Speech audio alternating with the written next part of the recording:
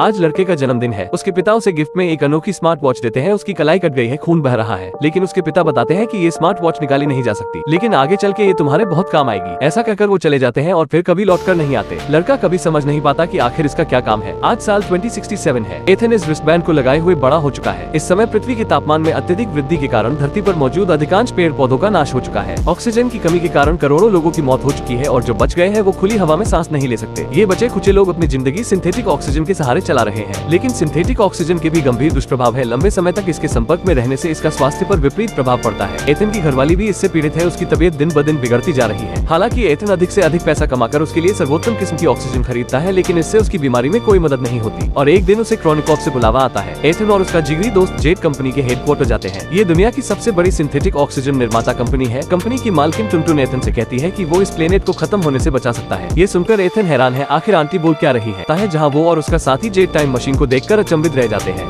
और उससे भी ज्यादा अचंभा उन्हें इस बात का होता है जब एक साइंटिस्ट उन्हें बताता है कि साल 2474 से उन्हें एक मैसेज आया है जिसमें कहा गया है कि एथन को यहाँ टेलीपोर्ट करो, जिससे ये भी साबित होता है कि इतने सालों के बाद भी मनुष्य विलुप्त नहीं हुए हैं और निश्चित है उस वक्त में ऑक्सीजन की समस्या का समाधान हो चुका है। टुनटुन एथन को यकीन दिलाती है कि अगर वो वहाँ पहुँच गया और उसने एंटीडोट पा लिया और उसे वापस यहाँ ले आया तो वो इस समय के लोगों को बचा सकता है। लेकिन एथन को समझ नहीं आता कि इस काम के लिए आखिर उसे ही क्यों चुना गया है। वो नहीं जानता कि उसे ये जोखिम लेना भी चाहिए या नहीं। वो अपनी बीवी को अकेले छोड़कर नहीं जाना चाहता, लेकिन जब वो सोचता है कि उसकी बीवी भी तो ऑक्सीजन की बीमारी से पीड़ित है तो वो इस मिशन के लिए तैयार हो जाता है। अगले दिन एथन टाइम मशीन में बैठकर समय में 400 साल आगे चला जाता है। वो देखकर चकित है कि इस समय की पृथ्वी पेड़ पौधों से भरी है, ऑक्सीजन की कोई कमी नहीं है, लेकिन मानव जीवन समाप्त हो चुका है और शहर के शहर तबाह हो चुके हैं। इसका मतलब इंसानों को ऑक्सीजन का कोई हल नहीं मिल पाया और उसका विनाश हो गया। लेकिन अगर ऐसा होता तो इस समय से 400 साल पहले किसने ये संदेश भेजा कि एथन को यहाँ भेजो। अब अपने स्मार्ट डिवाइस का अनुसरण करते हुए एथन एक खास जगह पर पहुँचता है। वो वहाँ पड़े एक कंकाल को देखता है जिसके खोपड़ी पर एक गोली का निशान है और उससे भी ज्यादा डराने वाली बात है कि उसने वही कपड़े पहने हैं जैसे एथन ने पहने हुए हैं और उसके कपड़ों पर भी उसके नाम का टैग लगा है। यहाँ तक कि उनकी इलेक्ट्रॉनिक रिस्टबैंड भी एक जैसी है, केवल उनके एलईडी के रंगों में फर्क है। साफ है एथन भी उसी की तरह यहाँ मरने वाला है। उसे उस मरे हुए एथन का स्मार्ट डिवाइस मिलता है जिसमें उसे आखिरी रिकॉर्डिंग मिलती है। उस रिकॉर्डिंग में उसे अपने अलावा एक दूसरे आदमी की आवाज सुनाई देती है जिसने उस एथन को मारा था। ये सब सुनकर एथन बहुत ज्यादा डर जाता है। अब रात होती है और एथन को भूख लगती है तो वो एक जंगली फल तोड़ कर खा लेता है। जब उसकी नींद खुलती है वो अपने सामने अपने साथी जेट को बैठा पाता है। वो बताता है जब उसने जहरीले बेर खा लिए थे तो साइंटिस्ट को वहाँ इसका पता चल गया था, इसलिए उन्होंने मुझे यहाँ टेलीपोर्ट किया ताकि मैं तुम्हें बचा सकूं। अब दोनों मिलकर जल्दी ही एक दूसरे लोहे के दरवाजे का पता लगा लेते हैं जहाँ एक अत्याधुनिक स्कैनर बाहर निकलता है जो एक लाल प्रकाश द्वारा एथन की आंखों को स्कैन करता है, जिसके बाद खुद ब खुद दरवाजा खुल जाता है। अब दोनों अंदर जाते हैं जहाँ उन्हें एक कंप्यूटर मिलता है जिसमें लिखा है एथन तुम्हारा स्वागत है। एथन एंटर की दबाता है तो उसके हाथ पर बंधी रिस्टबैंड कसने लगती है, जिसके तुरंत बाद उसके एलईडी का रंग बदलकर लाल से हरा हो जाता है और अगले ही पल वहाँ मौजूद सारे उपकरण जागृत हो जाते हैं, जिनमें से एक टाइम मशीन भी है। ये देखकर वो हैरान रह जाते हैं क्योंकि ये वही लैब है जहाँ से टेलीपोर्ट करके उन्हें यहाँ भेजा गया है। अब टाइम मशीन एक्टिवेट हो चुकी है जो अगले 4 घंटों में वापस 2067 से कनेक्ट हो जाएगी। एथन को ये सब कुछ पहले से ही प्लान किया हुआ लगता है। उसे जेट का उसके पीछे आना भी शक पैदा करता है। एथन सच्चाई का पता लगाने की कोशिश करता है। वो यहाँ घटी पिछले समय की गतिविधियों को देखता है जहाँ उसे पता चलता है कि ये उसके पिता थे जिन्होंने इस टाइम मशीन को बनाया था। अब अचानक सिस्टम बंद पड़ने लगता है क्योंकि लैब को रिपेयर की जरूरत है, जिसके कारण पावर सप्लाई सिस्टम में खराबियां आ गई है। अब अगर 4 घंटों में पावर की समस्या का हल नहीं किया गया तो वो दोनों कभी भी वापस नहीं लौट पाएंगे। दोनों ऊर्जा की तलाश में शहर की तरफ बढ़ते हैं, लेकिन वो अपने सामने की तस्वीर देखकर दंग रह जाते हैं। पूरा शहर मलबे में बदल चुका है,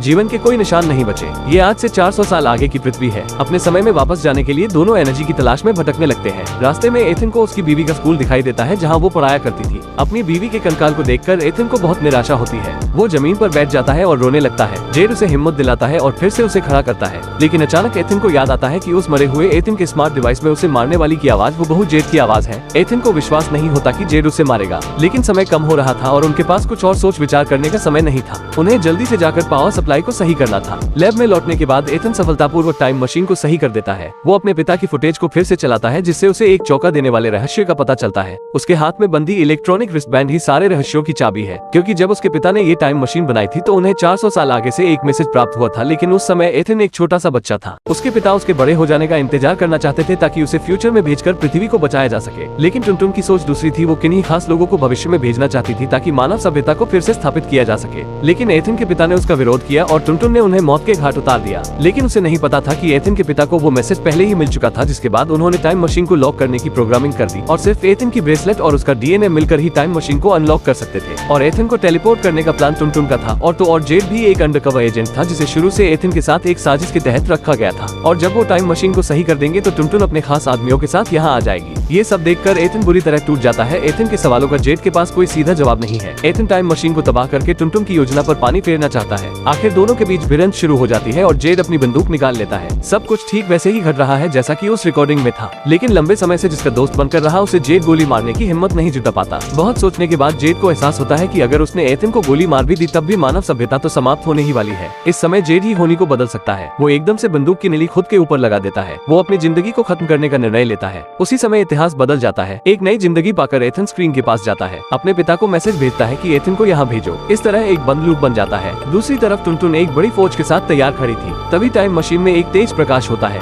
ये क्या? भविष्य से घास फूस का एक ढेर भेजा गया है, जिसके साथ वो सबूत भी है जिसमें टुनटुन एथिन के पिता को मार रही है। ये सब एथिन ने किया था इस आशा में कि इससे साइंटिस्ट पर्यावरण को एक बार फिर स्थापित कर पाएंगे। उसके बाद वो टाइम मशीन को तबाह कर देता है। लेकिन इस तरह एथिन खुद हमेशा के लिए 24/74 में कैद हो गया। टुनटुन को भी पुलिस पकड़ कर ले गई। सारा काम निपटाने के बाद एथिन बाहर निकल कर आता है। वो ये देखकर चकित रह जाता है कि उसका हड्डियों का कंकाल वहाँ से गायब हो चुका है। उसकी तकदीर फिर से लिखी जा चुकी है और साथ ही मानव जाति की भी तकदीर बदल गई है। वो भागकर जाके देखता है पहले जो शहर तबाह हुआ दिखाई दे रहा था अब वो पूरी तरह से बदल चुका है, जहाँ टेक्नोलॉजी और नेचर एक साथ विकसित हुए हैं। और यहीं पर मूवी एंड हो जाती है।